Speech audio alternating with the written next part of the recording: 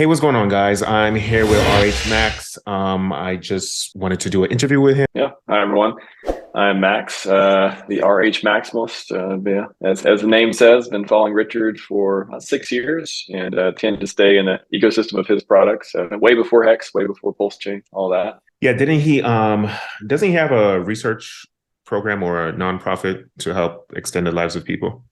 I know you could sacrifice for that during the Pulsechain days. During the Pulsechain sacrifice days, you could sacrifice for that. And Yeah, so there's a Sins Foundation, which is the charity.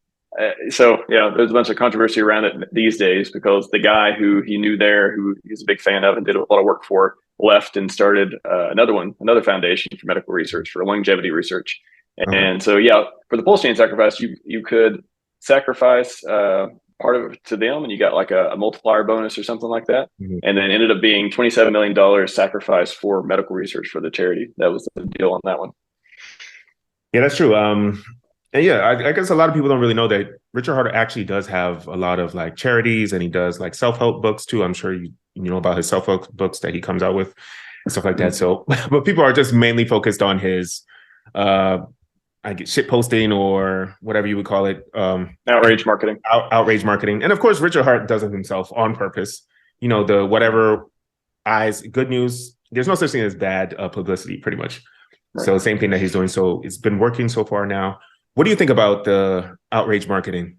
You think it's a good idea, or is just what Richard Hart does, or he's his own man, he can do whatever he wants to do? So what's your thought process on it? Of course, he's billionaire founder, right? Like he has like the brand, he has this awareness, he's free to flex however he wants. But I think like just a logical level, I think it works. I mean, you see the numbers of holders going up, you see stakers going up, you see his social media numbers going way up. So yeah, it may turn some people off. It's controversial from time to time, but his mission is glory. Like you got to start with that to really understand Richard. Like he wants to be one of the best people in the world. And like crypto is a way to do that.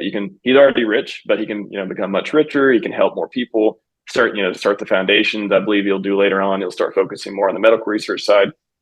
So he does it, as a means to an end, not because that's necessarily his personality, but he knows that's how he can be effective. And that's why I think, I mean, do I like every picture or comment he posts? No, I don't like all of them, but like I know it's for the mission. So it's effective. I'll say that. Yeah, to be honest, some of his posts I really hate. It's really annoying, but I follow him. I'm talking about him right now. I've invested in Pulsechain, PulseX. So no matter how much I hate it, it's working, right? No matter how annoying it is, right? It still works. So I get the entire process. So even now I see that he's maybe changed a little bit. He has a little bit less outrage marketing. His posts are more technical, in detail. Do you know why he switched to a little bit more technical type posting now? I have a few ideas why. But what would be your take on it? Why has he switched now? I mean, it's a good question. Of course, we're speculating about it, but if I were to try to think about why he's pivoting now, it seems like it's bullish for Pulse Chain stuff, right? He's not going to come out and start posting screenshots and all the dev details unless that he's like, okay, it's part of, like, again, everything with Richard is a mission. Like he's mission oriented. Like he's trying to get something done. So it sounds like he's trying to give us hope that, hey, this thing is coming sooner rather than later. He said the other day we're closer to the end of the bear market than the beginning at a crypto macro level. So maybe hopefully we're closer to the end towards launch than we are at the beginning after 22 months, of course. So yeah, I think that he's been doing it because I call it the dev outrage marketing, where he just posts a whole bunch of technical details about all the stuff, and here's the screenshots, and he just wants to. I think he wants to inform us more. Be like, hey, guys, Pulse Chain's here. It's obviously we've been working on it. Maybe there's a roadmap change because of E 2.0 and BSC stuff, but it's coming, and I want to help you stay more informed. That's what it sounds like to me. Yeah. To be honest, is although it's very, very technical, you're a security expert. I'm a software developer. It's still way too technical for me to understand like 80%, 90% of what's going on. But I rather have that technical updates than no updates at all. And the fact that he's actually coming out with very technical updates, he's coming out with screenshots, gives me hope. I was very annoyed with him, the common trope of 2 weeks, 2 weeks, 2 weeks. But now that he's coming out with more updates too, I think it's actually a good thing. And on top of that, I know you say you don't really, you're not you don't know that much about Xen, but Xen has been, a lot of Xenians have been like attacking him or trying to goat him.